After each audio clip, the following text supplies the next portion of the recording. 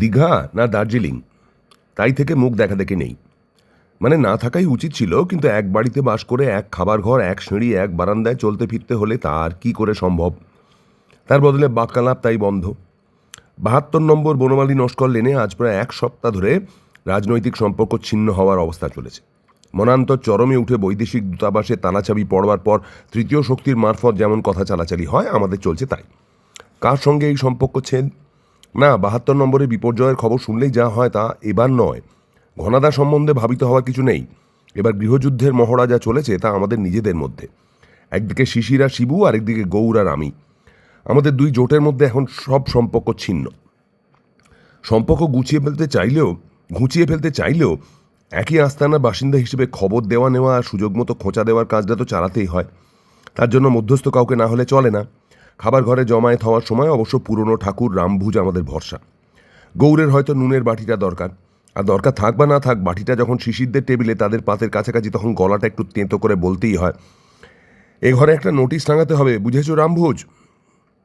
হ্যাঁ বাবু, বুঝুক না বুঝুক, রামভুজ তৎক্ষণাৎ এক কথায় সায় দেয়। আমাদের গৃহযুদ্ধের ঝামেলা এড়াবার এই সোজা ফিকি সে বার করে ফেলেছে। কি নোটিশ আবার? আমি কৌতূহলটা প্রকাশ করে প্রসঙ্গটা চালু রাখি। এই বলে নোটিশ যে গৌর আমাকে বোঝাবার জন্য গলাটা প্রায় গলির ওপার পৌঁছবার মতো করে চড়িয়ে বলে, ৭২ নম্বরের এজমালি কোনো জিনিস কারো ব্যক্তিগত সম্পর্ক নয়।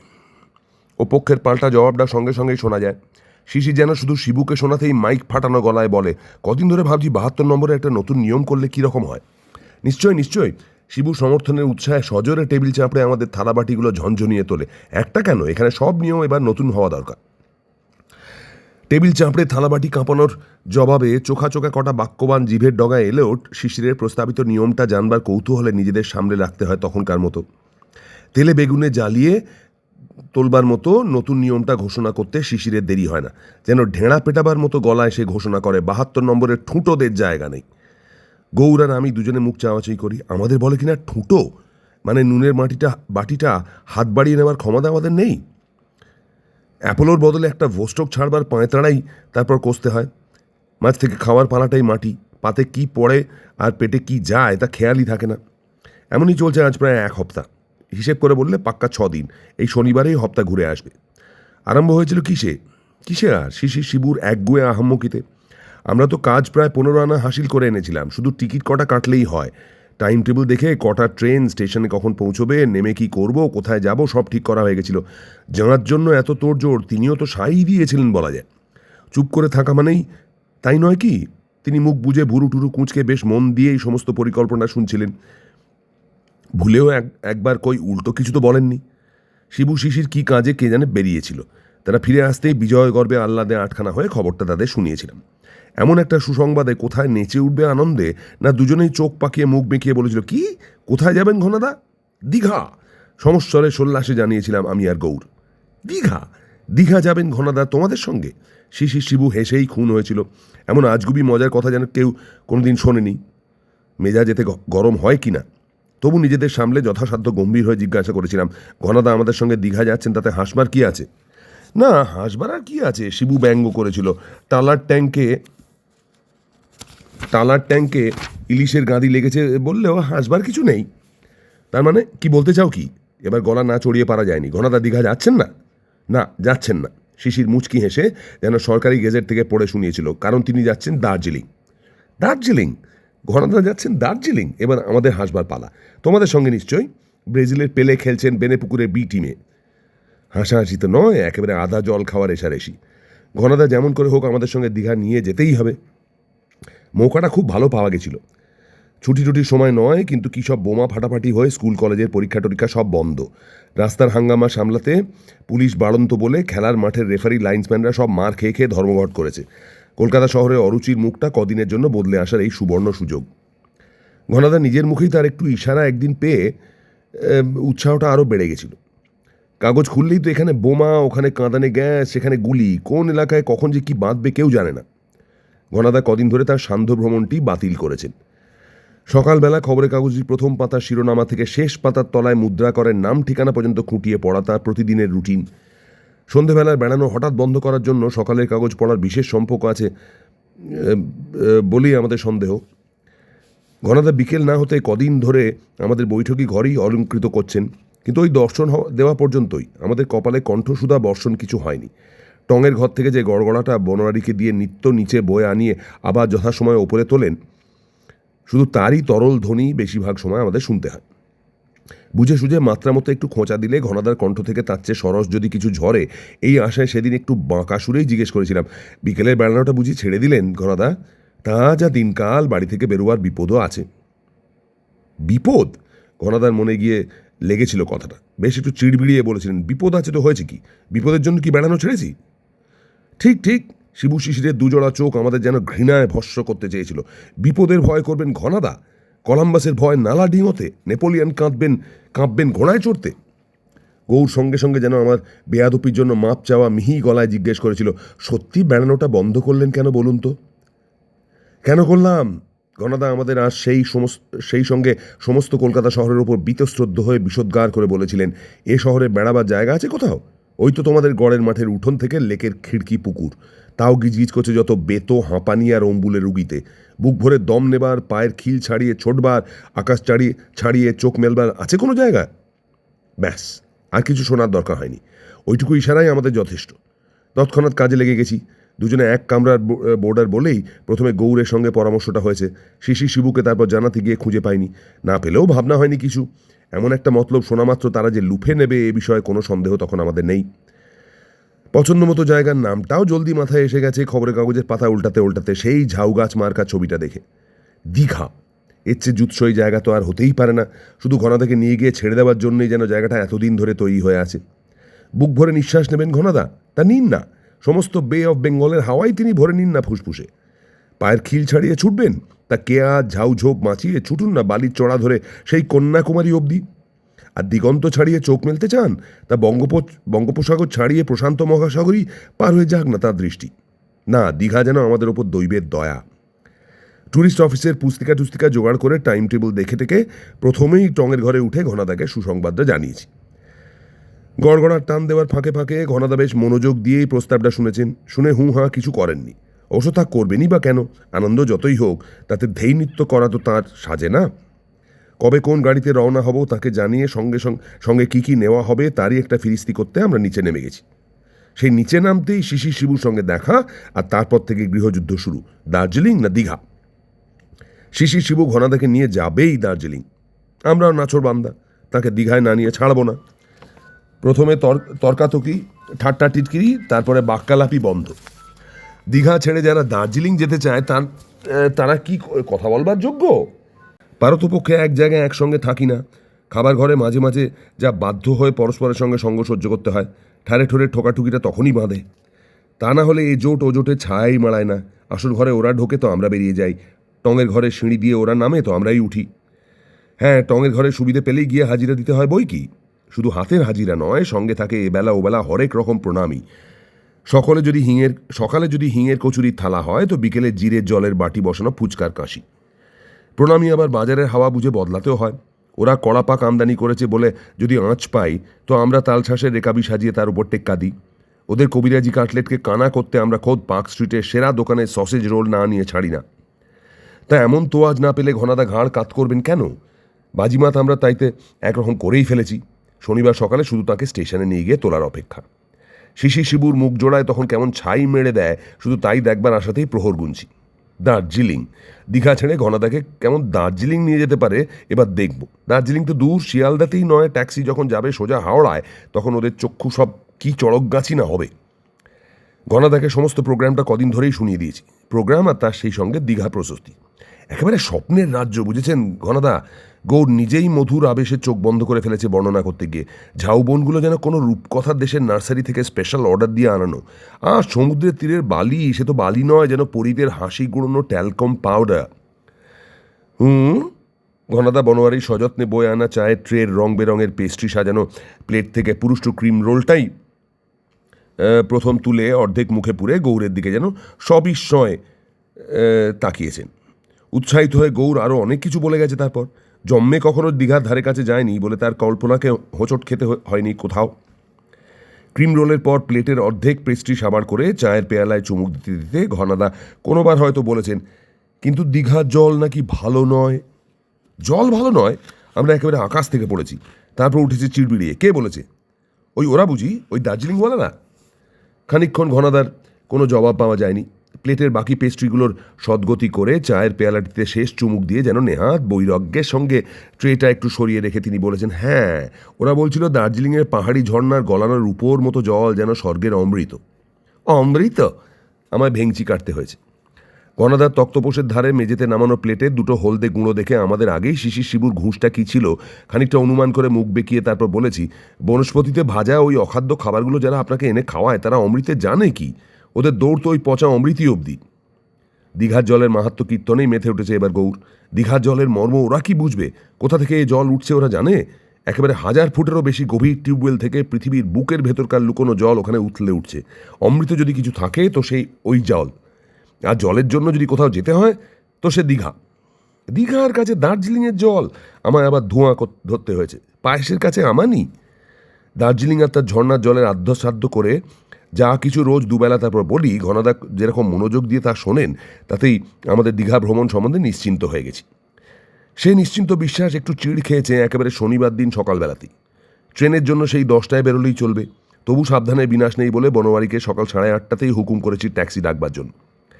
জবাবে বনোয়ারি যা বলেছে তা শুনেই আমরা তাজ্জব। তব তো 2 ট্যাক্সি বোলাকে লাভে। 2 ট্যাক্সি? দুটো ট্যাক্সির কথা কি বলছে হাম্মকটা? দুটো ট্যাক্সি কি হবে আমাদের? ধমক দিয়েছি বনোয়ারিকে। তোকে দুটো ট্যাক্সির কথা বলেছি?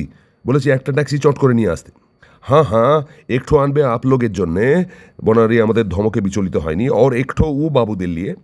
উ বাবু লোক? তার মানে তো শিশি শিবু। উ বাবুর আবার ট্যাক্সি আনাচ্ছে নাকি? হঠাৎ এই সকালে ওদের আবার ট্যাক্সির দরকার হলো কেন? গনাদাকে বাগাতে না পেরে মনের দুঃখে আগে থাকতেই কোথাও সরে পড়ার ব্যবস্থা করছে? তাদের লবলঙ্কা দেখিয়ে আমাদের চলে যাওয়াটা যাতে চোখে দেখতে না হয়।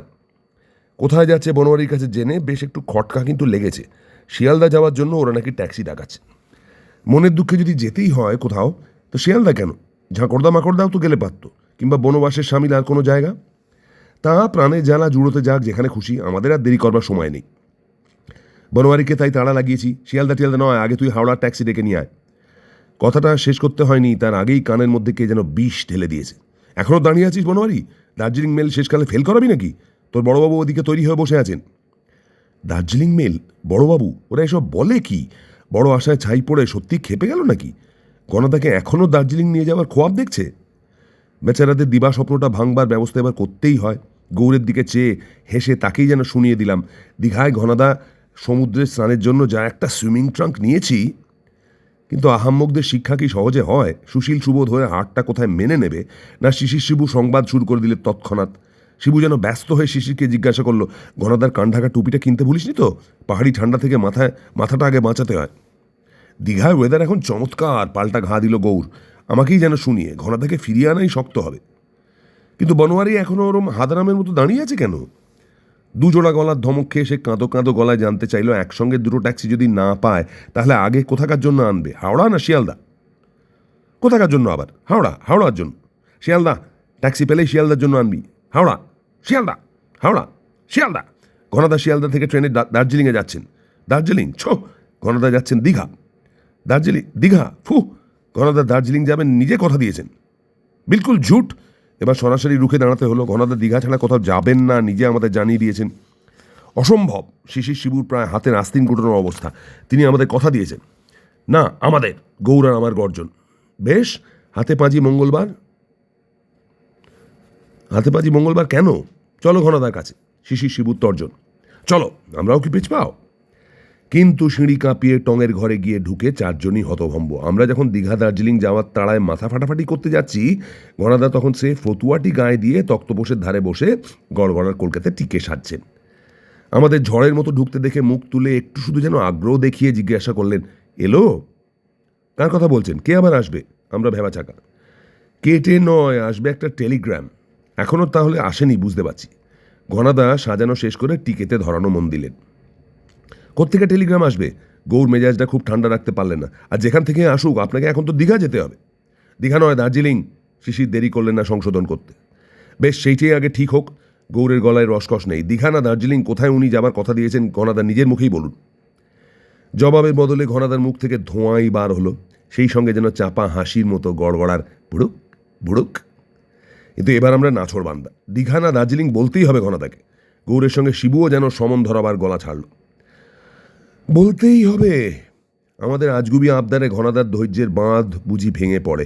কিন্তু বলে লাভটা কি? তাতে লাভ হবে কিছু? এখন এখান থেকে আমার নড়বার উপায় আছে?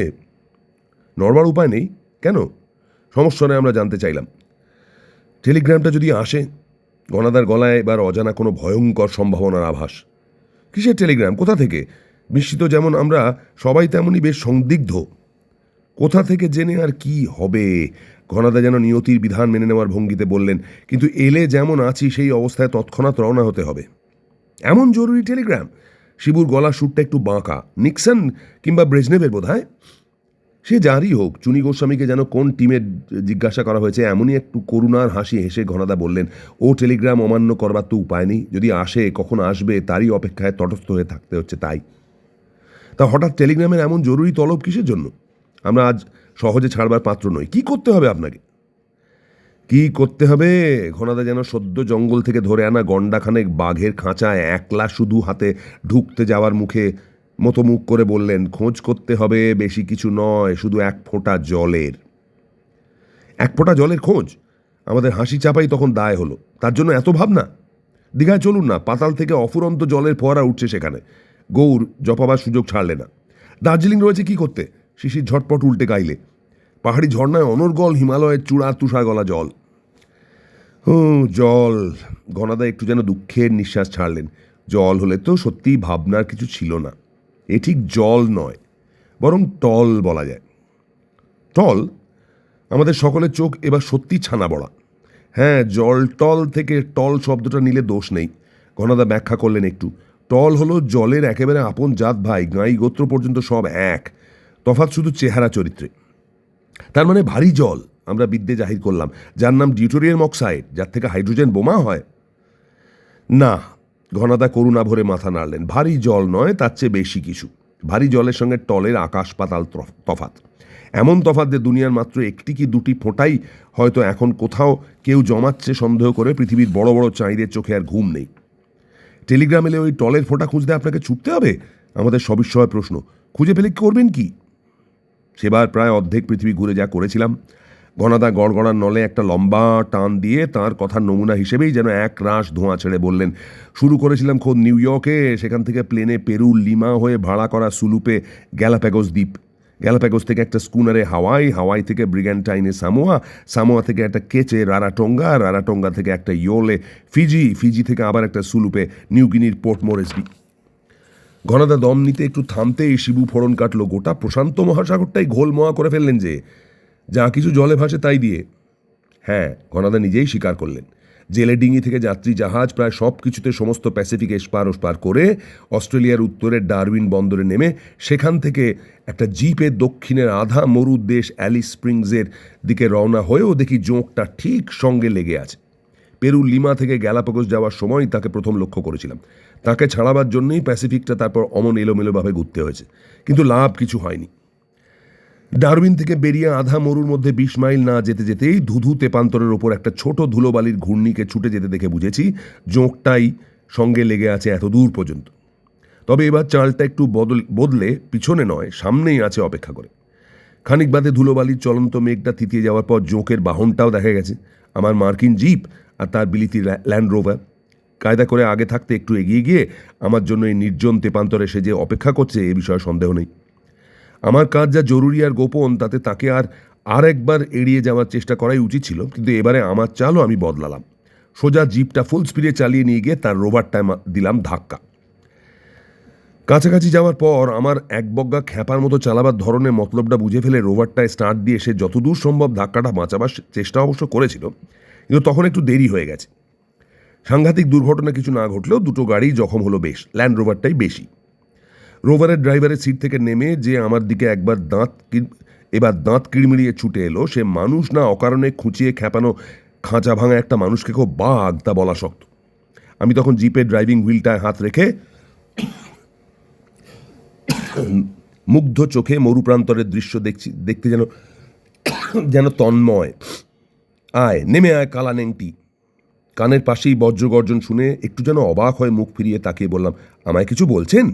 হ্যাঁ, তোকেই বলছি শুটকো মরকট, ইষ্ট নাম যদি কিছু থাকে তো জব করে নিয়ে নেমে আয় চটপট। আমার পিছু নেওয়ার মজা আজ তোকে বোঝাচ্ছি। জোঁকটা বলে কি আমি তার পিছু নিয়েছি? একটু হেসে বললাম, এরকম শিক্ষা পাওয়া তো আমার সৌভাগ্য, কিন্তু কার পিছু নিয়ে সৌভাগ্যটা হলো একটু যদি জানতে পারতাম। কার পিছু নিয়েছিস তা তুই জানিস না, বিচ্ছু শয়তান? খ্যাপা বাঘ যেন তখনই আমায় কামড়ে ছিঁড়ে খাবে। সেই নিউ ইয়র্ক থেকে কিছু না জেনে তুই এঁটুলির মতো আমার সঙ্গে লেগে আছিস। না যদি জেনে থাকিস তো এই অন্তিমকালে জেনে নে, তোর সাক্ষাৎ সমনের নাম হলো ক্যাপ্টেন ডোনাট। আজ তোর সঙ্গে একটা বোঝাপড়া করবার জন্য এখানে গাড়ি থামিয়ে দাঁড়িয়েছিলাম, কিন্তু তুই এসে যখন বিনা কারণে ধাক্কা দিয়েছিস তখন তোর নিয়তি তোকে আজ ডেকেছে। নেমে আয় এক্ষুনি চিমসে চামচিকে, আজ তোকে নিংড়ে এই খাঁখা বালির তেষ্টা যতটুকু পারি মিটিয়ে যাব। তা পারবেন কি? আমি যেন দরদ জানিয়ে বললাম। অত লম্বা মুখ সাপাটি করলে রাগের আঁচই যে পড়ে যায়। কি? গর্জন করে উঠলেন আবার জোঁক মশাই ক্যাপ্টেন ডোনাট। গর্জনটা একটু তবু ফাঁকা। না, বলছিলাম প্রতিজ্ঞা রাখবার পর আপনার একটু অসুবিধে হবে বোধহয়। গাড়িটা তো আপনার অচল হয়ে গেছে, যাবেন কি করে? ধাক্কা দিয়ে ভাঙা গাড়িটার কথা স্মরণ করিয়ে দেওয়াতে ক্যাপ্টেন ডোনাট উথলে ওঠার শোকে সত্যিই নতুন করে ক্ষেপে উঠলেন। কাণ্ডাকাণ্ড জ্ঞান হারিয়ে লাফ দিয়ে উঠে আমার হাত ধরে দিলেন এক প্রচণ্ড হ্যাঁচকা টান। সে টানে ডিগবাজি খেয়ে মাটিতে গিয়ে পড়লাম ঠিকই, কিন্তু ক্যাপ্টেন ডোনাট তখন আরও অনেক দূরে মরুর বালিতে উপুড় হয়ে যেন দণ্ডি কাটছেন। কাছে গিয়ে একটার বেশি ধবির পাট দেওয়ার দরকার হলো না। তারপর তার ল্যান্ড রোভারের গাই হেলান দিয়ে বসিয়ে জামার কলারটা ধরে বললাম, এবার বলুন তো জোঁক মশাই, সেই নিউ ইয়র্ক থেকে আমার পেছনে কেন লেগে আছেন? কেই বা পাঠিয়েছে আপনাকে? আমি লেগে আছি আপনার পেছনে? ক্যাপ্টেন ডোনাটের গলায় হতভম্ব একটা আন্তরিক সুরই যেন পাওয়া গেল। না, যার জন্য আমার এই হয়রানি টহল, সেই দাসের সঙ্গে আমার দেখা হওয়ার পর চরগিরি করবার জন্য আপনি গোড়া থেকে আমার পিছু নিয়েছেন। দাস যে এই পর্যন্ত আমায় দেখা দেননি, বুঝতে পারছি সে শুধু আপনার বাগড়ার জন্যেই। এবার হতভম্ব হওয়ার পালা আমার। প্রায় ধরা গলায় জিজ্ঞাসা করলাম, কার সঙ্গে দেখা করার কথা বলছেন? কার সঙ্গে যেন আপনি জানেন না? ক্যাপ্টেন ডোনাট এই অবস্থাতেও আবার খেকিয়ে উঠলেন, দাসের সঙ্গে। জি দাস। জি দাসকে আপনি চেনেন? দেখেছেন কখনো? তীক্ষ্ণ দৃষ্টিতে ক্যাপ্টেন ডোনাটের দিকে তাকালাম। দেখিনি কখনো। ক্যাপ্টেন ডোনাট একটু যেন লজ্জিত হয়ে বললেন, তবে তাঁর কীর্তিকলাপ অনেক শুনেছি। পৃথিবীর এক আশ্চর্য মানুষ। শিশির ধমকালো গোরাকে, গোরা আমাকে, আমি শিবুকে, শিবু আবার শিশিরকে। তা হঠাৎ ওই রকম ছোঁয়াচে কাশির প্রাদুর্ভাব পরস্পরকে ধমকাতেই হয়। কাশি থামলে ঘনাদা কিন্তু নির্বিকারভাবেই আবার শুরু করলেন। ক্যাপ্টেন ডোনাটকে কড়া গলাতেই এবার জিজ্ঞাসা করতে হলো, দাসের সঙ্গে দেখা হলে কি করতেন? তা আপনাকে বলবো কেন? ভাঙলেও ক্যাপ্টেন ডোনাট মোচকাতে রাজি নন। হেসে এবার বললাম, যদি বলি এক ফোঁটা জল, তবুও কি আমায় বলবেন না? দাস? আপনি তাহলে দাস? আমার মুখে কোড ওয়ার্ড শুনে ক্যাপ্টেন ডোনাট যেমন উচ্ছ্বসিত তেমনই লজ্জিত হয়ে উঠলেন। ছি ছি, কি ভুলই করেছি। এরপর আর বেশি কিছু বলবার নেই। যে ধান্দায় বেরিয়েছিলাম, আরেক তরফের পাঠানো ক্যাপ্টেন ডোনাটের কাছে তার আরও নতুন হদিশ পেয়ে শেষ পর্যন্ত এক ফোঁটা জল মানে টল সত্যিই খুঁজে বার করলাম মধ্য অস্ট্রেলিয়ার বাঁজা পাহাড় ম্যাকডোনাল্ড রেঞ্জের একটা চোরা উপত্যকায়। জলের ফোঁটাই পেলাম, কিন্তু আসল পাপি তখন পালিয়েছে। জলের ফোঁটার টল যা পেয়েছিলাম তার উপযুক্ত ব্যবস্থাই করা হয়েছে, কিন্তু তাতেও শান্তি তো নেই। ফেরারি সেই পাপি আর কোথায় লুকিয়ে একটি ফোঁটার টলও যদি জমিয়ে ফেলে পৃথিবীর, তাহলে কি সর্বনাশ যে হতে পারে কেউ জানে না। এক ফোঁটা জল থুড়ি আপনার ওই টলে পৃথিবীর একেবারে সর্বনাশ হয়ে যেতে পারে? কি সর্বনাশ? আমরা রীতিমতো সন্দিগ্ধ। কি সর্বনাশ বুঝতে গেলে টল বস্তুটা কি তা বুঝতে হবে। গণাদা আমাদের প্রতি করুণা করে একটু বিস্তারিত হলেন। টল আমাদের জলেরই জাত ভাই, তবে জলের চেয়ে শতকরা 40 ভাগ ভারী আর 10 গুণ আঠালো। রাসায়নিক ফর্মুলা তার H2O বটে, কিন্তু তার অণুগুলি এমন লম্বা শিকল বাঁধা যে তার চেহারা চরিত্র একটু তরল গোছের আঠালো রবারের মতো। বৈজ্ঞানিকদের অনেকেরই ভয় যে কোনো রকম মেশামেশির সুযোগ থাকলে আমাদের সব সাধারণ জল ওই ছোঁয়াচ লেগে টল হয়ে উঠে পৃথিবীকে শুক্র গ্রহের মতো এমন অসহ্য গরম করে তুলবে যে তাতে প্রাণের অস্তিত্বই হবে অসম্ভব। টল সম্বন্ধে এত ভাবনা তাই। এই জল প্রথম তৈরি করেন দুজন রুশ বৈজ্ঞানিক সেই 1961-তে। তারপর এতদিন বাদে অস্ট্রেলিয়ার দুজন বৈজ্ঞানিক হঠাৎ ঘটনাচক্রে এই জল তৈরি করে ফেলেছেন। এদের কাছ থেকে নয়, ভয় পাছে উটকো কোনো বৈজ্ঞানিক হঠাৎ এই জলের ফোঁটা জমিয়ে ফেলে সারা দুনিয়াকে ব্ল্যাকমেল করে। সেই বিপদের জন্য সজাগ পাহারায় তাই থাকতেই হয়। দীঘা কি দার্জিলিং কোথাও যে যাওয়া হয়নি তা বলাই বাহুল্য। পৃথিবী বাঁচাবার দায় নেবার অনুরোধ টেলিগ্রামে যে কোনো মুহূর্তে যাঁর কাছে আসতে পারে, তাকে সামান্য শখের বেড়ানোর কথা কি বলা যায়?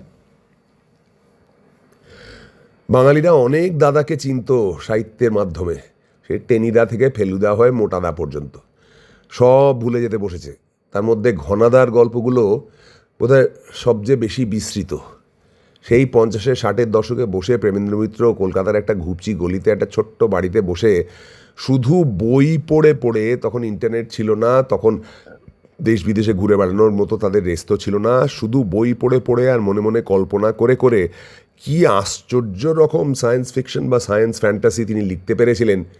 এই ঘনাদার গল্পগুলো, ঘনাদা 72 নম্বর বনমালী নস্কর লেনে বসে বসে শিশির, শিবু, সুধীর আর গৌর, এই চারজনকে শুধু গুল দিতেন এবং তারা জানতো এগুলো নিখাদ গুল, অথচ তার এমন বলার শৈলী ছিল যে তারা হাঁ করে মন্ত্রমুগ্ধের মতো শুনতো, যেমন হাজার হাজার পাঠক শুনেছে, পড়েছে। কি কল্পনা শক্তি, কি বিবিধ সমৃদ্ধ জ্ঞানের সঙ্গে মেশানো, কি আশ্চর্য কৌতুক রসের সিঞ্চিত যে এই গল্পগুলো লেখা। এখন মনে হয় এইসব মানুষরা, এদের মতো লেখকরা আজকাল আর তৈরি হচ্ছেন না কেন। যদি আমার এই গল্পটা পড়া শুনে অনেকের ভালো লাগে বলে তারা খুঁজে পেতে আবার ঘনাদার গল্পগুলো নতুন করে পড়ে বা প্রথমবার পড়ে, তাহলে আমি জানবো যে আমার পরিশ্রম সার্থক।